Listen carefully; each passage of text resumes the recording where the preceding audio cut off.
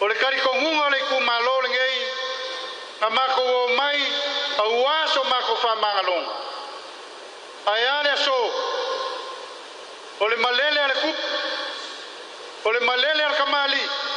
O le saungoanga fale akua. Ma ngalo eli ku malo le ngei o pasaleanga ngumelelua. E uia o lai fa o pea. Ia kungu mamaola mako fai pule. E leo iai le mea le ngei. A malurua. O umanga fongo le kumalo. Lala ko kasi wa mai le ko fa mal finga ngalo wa mangel. Pa pelo le mako kala. Ele kuo I kua ta mako kala. Aisa e pele mama mae la ka ko fa nga malo lo ko kula mai.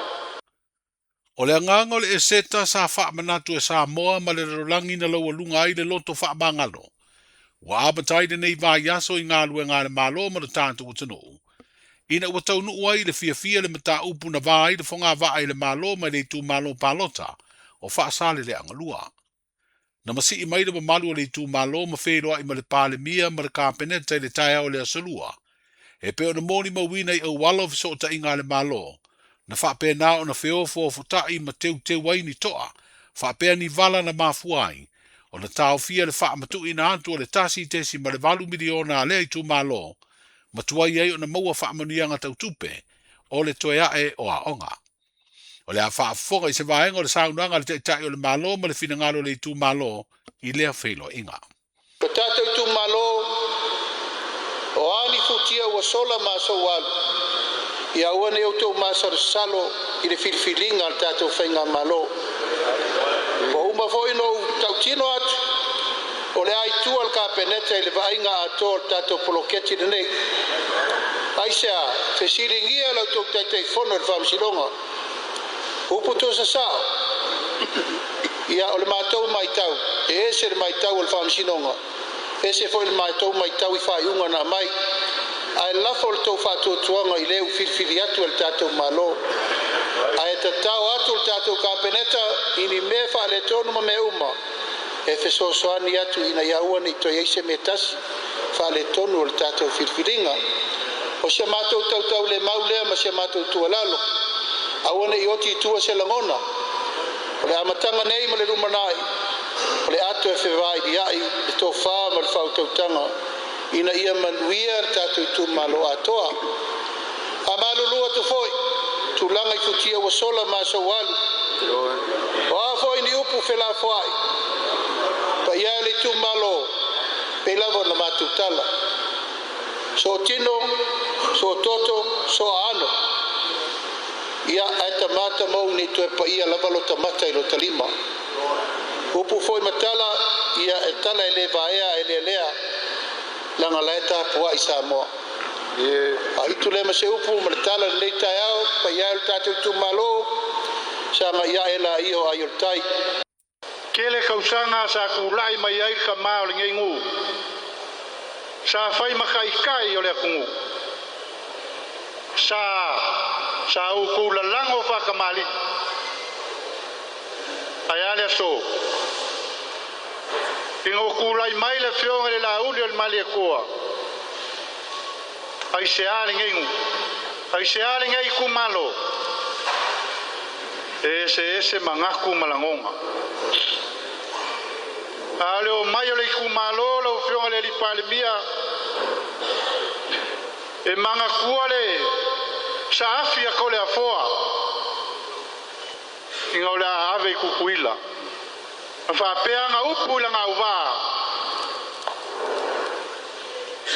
Kalosia auangia iai se ngalu e faki. Kalosia auangia iai se ia feai se fa sangae. Se kau fa ofi akulo mako sa ile moko ngase. Aole sa afi ale kamo se ali kui makafanga. Inga ua ia si la fia. Wako ai lon kua finge. Ionga ele. Na ia whapea ai. Angi maia se makangi. Sei mamoli ika. i le kai o momo se i fai se mea mo loko i kumalo ai se a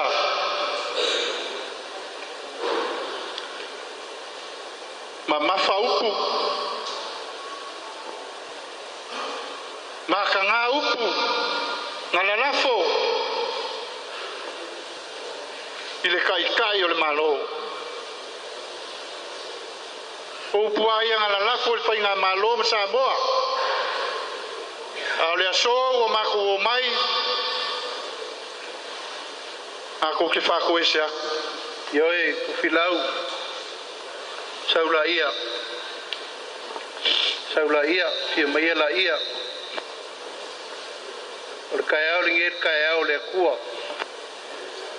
kako maua le loko whawhe mangaloa e leo le nganga leo le whainga malo ai Pau al mesa mako mangaku ayo sa molo kakua ai lao kai au linge yor kai au kako sisi le fu o le mangu malo pe o mako fai aku fai kako mosi kaulang o linge mea kai ngai au nge ko kulai mai mo le rumanga yo le ku kai ai kako mau le loko fa mangalo leu fa fonga ku kako fai nga malo uielo wa ku ngalu fa mamar sau Mama ngalo me umai le lofa malenga le leio le kua. Mako koe whapai aku lea. Aua ngi sa urka ele o loko sa. Kako i kumalo e mongi le lofa kako whainga malo. Wal kako i kumalo. Kia mako koe whapai aku lea. Hafe mai ai whangua. Hafe mai ai whangua lo sa wal kako makanga ngias. Afkai. Malo malele lau fionga le. Kamau le kungu. Lau ko pule lea ma lau ko whaloalo. O le mai o le whailoa inga na saini ai loa malienga o le polokalame o le atina e manuia o i tū malo. Po o le poloketi o le miliona. Ma wha mautu wai le tu ina antu o le tasi tesi ma le valu miliona o le tufutufanga o lea polokalame. Mo fono wha vai i tū malo palo ta umai limas futasi. Wa wha mautu wai fo i ma le maua e tangata o lea i tū malo. O le ta i se lau lima se furuta la.